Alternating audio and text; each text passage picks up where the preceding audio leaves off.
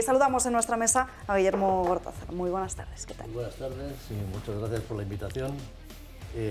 Encantado de estar aquí porque, vamos a ver, el objeto de mi visita, aparte de estar con vosotros, que siempre lo paso encantadoramente, es agradecer a los medios el hecho de que hayan dado publicidad a este libro, que se ha agotado en 10 días. Sí, porque desde el 20 de marzo, ¿no? Desde el 20 de marzo, al final del mes ya se había agotado. El secreto de Franco. Y es un reconocimiento, primero al Toro TV, pero también a medios escritos como El Mundo, como el ABC, a digitales como El Español. Y normalmente un libro puede ser más o menos de calidad y tiene su venta normal, pero lo importante es primero que se conozca que existe, ¿no? Y luego que se vea que tiene una cierta calidad y un cierto trabajo, ¿no?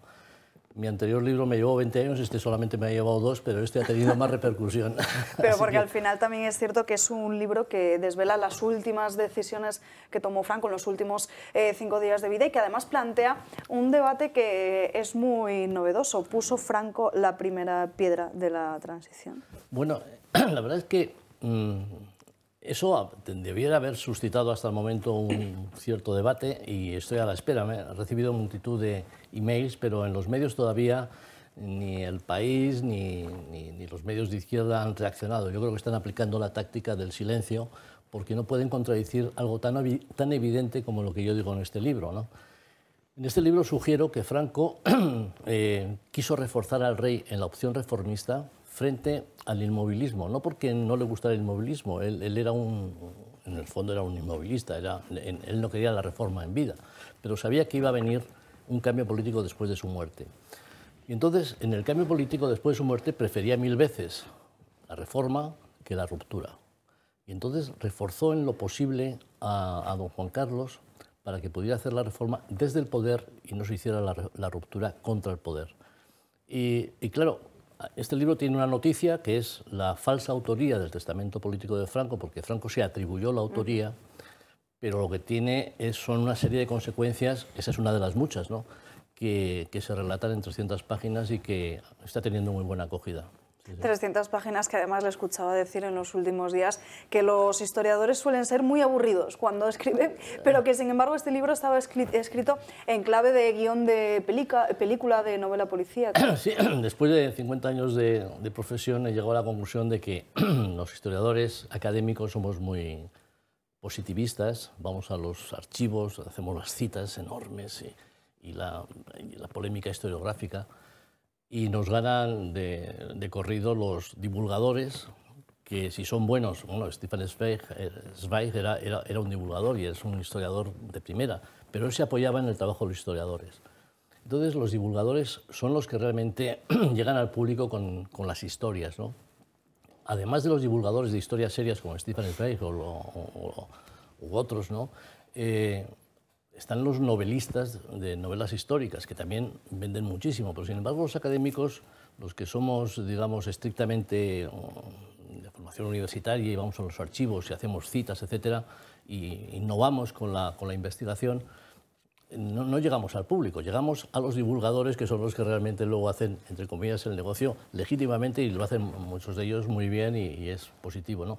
Yo he intentado hacer un esfuerzo, después de muchos años, de hacer un relato a la vez riguroso, pero a la vez casi como un guión de película, como una novela policíaca. Y yo creo que este libro mezcla por un lado el rigor y por otro lado la narración, ¿no? Y la verdad es que es un primer intento. Ya lo intenté en el libro de Romanones, la biografía de Romanones, pero eran 720 páginas después de 20 años de trabajo, que realmente era un libro muy potente y muy denso, que tuvo muy buena acogida, pero básicamente entre las personas o en la academia universitaria, ¿no? Yo he leído el libro, ¿puedo intervenir? Sí, por supuesto. He leído el libro de Guillermo, por lo tanto hablo con conocimiento propiedad, de causa. Caray. Con conocimiento de causa. Caray, oye, Guillermo. No, se viene con nuestras tareas hechas, no como otros. Claro. Melchor es un tío serio. No, y no sabía que íbamos a tenerte con nosotros. Ya. Y tengo que decir que aparte de que aportas una información relevante y desconocida hasta la fecha, el libro es muy entretenido. Y si me dejáis os cuento una anécdota bonita que viene al caso de Adolfo Suárez, poco antes de que se le fuera la cabeza, en una cena me contó que, bueno, que él iba con frecuencia a ver a Franco y tal, y que Franco le llamaba y tal, y entonces que él le hacía un discurso con su rollo aperturista y tal igual. Dice, y un día Franco dice que Franco a veces estabas hablando con él y se dormía, pero ya teníamos instrucciones de que tú tenías que seguir hablando y tal. Bueno, dice, y un día yo le suelto mi rollo, que era un rollo aperturista, y Franco me dijo, Suárez, es usted un hombre brillante, todo lo que me está diciendo usted a mí me parece bien, dice, pero eso cuando se muera Franco.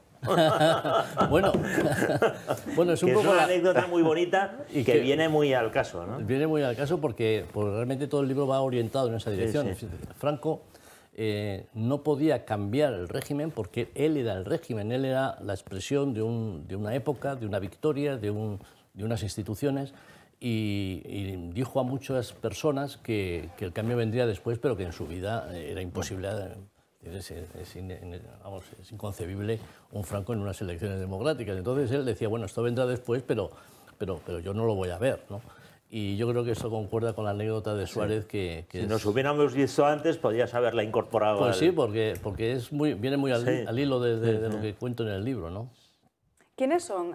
¿Cuáles son los testimonios que aparecen reflejados en este libro? Que son además, si no me equivoco, esas personas que conocían el secreto de Franco. Vamos a ver, el secreto de Franco lo conocieron aproximadamente 10-12 personas en el año 75. Lo que pasa es que la inmensa mayoría de ellos, que eran mayores, pues han fallecido, ¿no?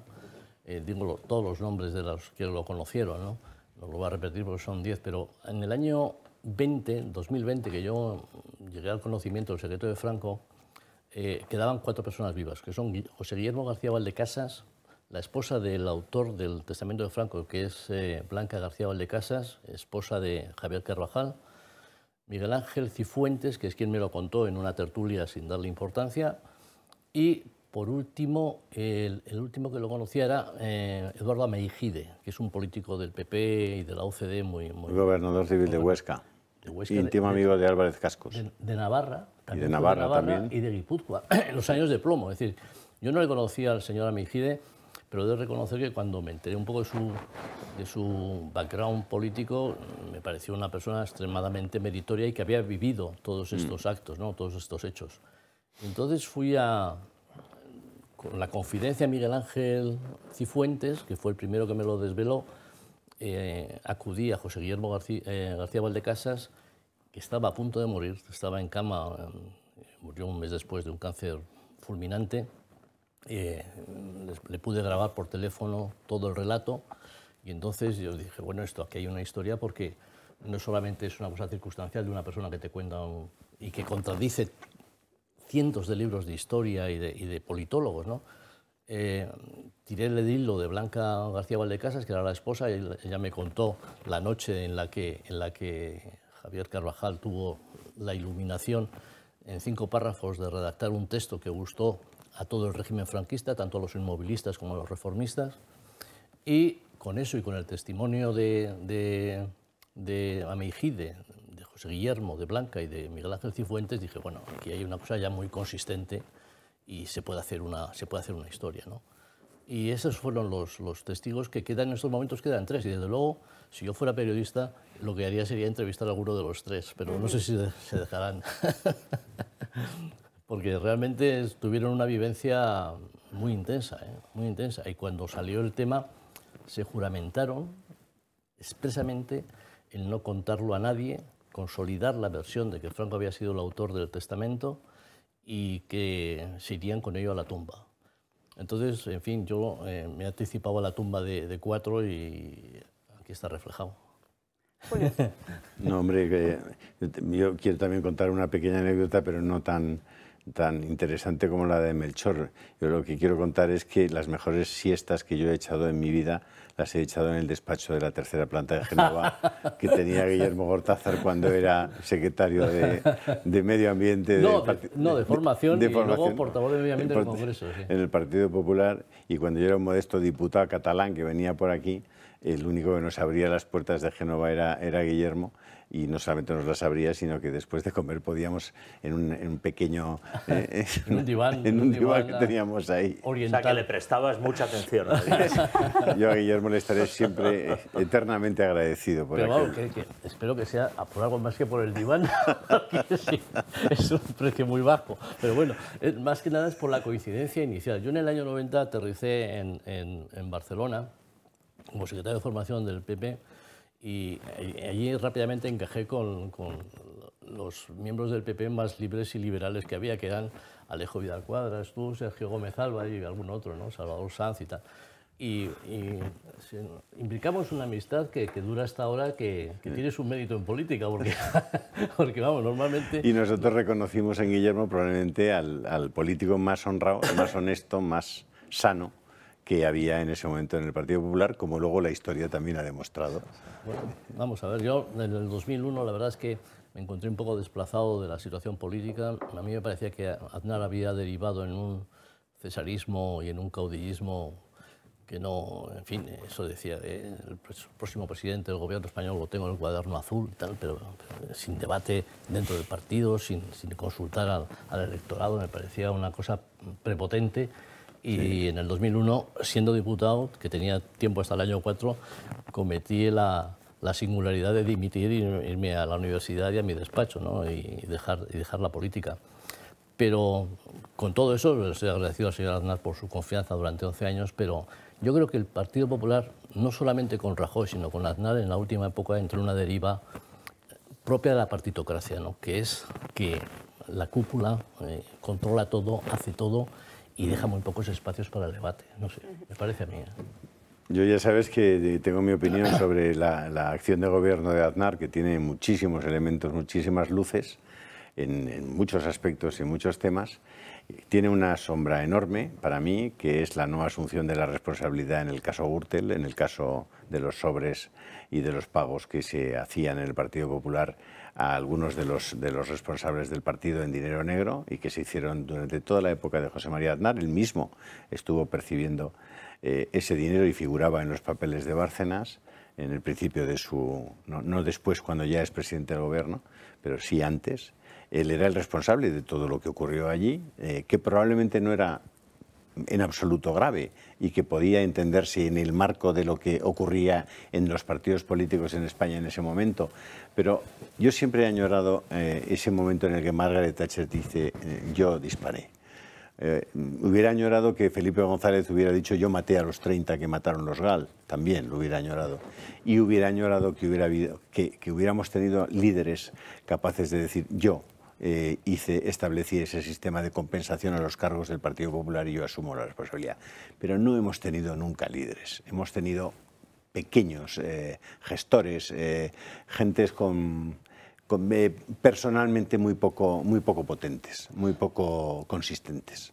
Y esa es mi opinión de yo quiero hacer una postilla porque efectivamente estoy de acuerdo con prácticamente todo lo que has dicho, pero hay una apreciación de diferencia. Yo creo que, como soy historiador, en el conjunto de la evolución histórica del sistema político español, Aznar pasará en sus 8 años por un cierto buen presidente del centro-derecha, mientras que lo que heredamos, designado por el dedo de Aznar, que es el señor Rajoy, creo yo que pasará por un desastroso presidente que, teniendo una mayoría absoluta tremenda... Por la inanidad absoluta, por no saber aprovechar esa posibilidad de reformas que necesita España.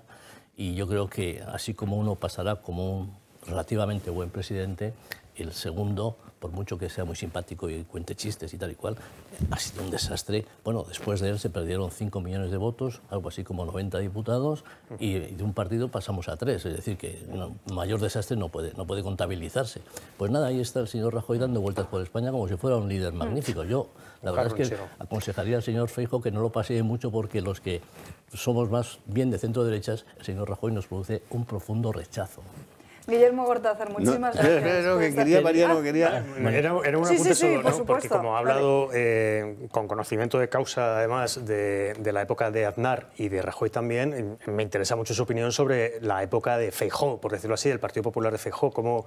Su opinión, ¿cómo lo veo? ¿Qué expectativas tiene del presidente del PP actual? Hombre, yo creo que como el desastre de la izquierda es terrorífico, porque, vamos, el gobierno Sánchez, Frankenstein, es terrorífico, Feijóo lo que está haciendo es, entre comillas, como en la tradición muy propia del PP, no equivocarse y aguantar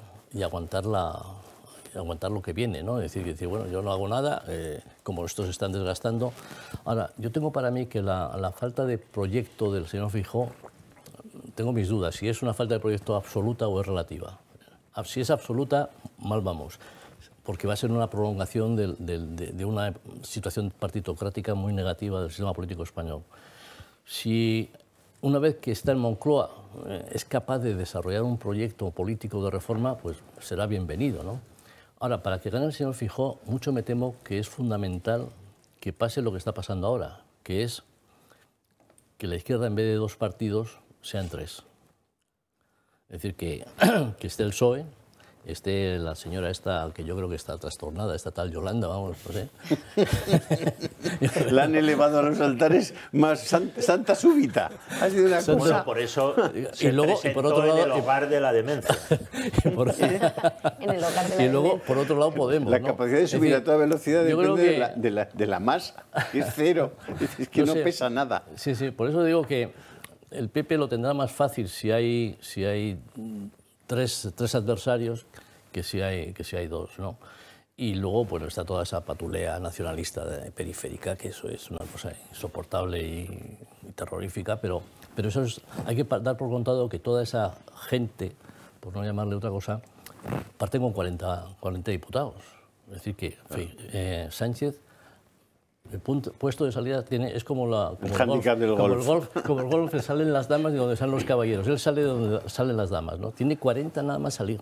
Entonces, claro, el esfuerzo que tiene que hacer el centro-derecha para ganar a un señor que sale con 40 del principio es muy notable. Y yo creo que ese esfuerzo se está haciendo solo sobre la base de gestos, de imágenes, de fotos, de incorporar gente y tal, pero no se ve el proyecto. Ya digo que puede ser o una ausencia absoluta o una ausencia relativa. Espero que sea relativa.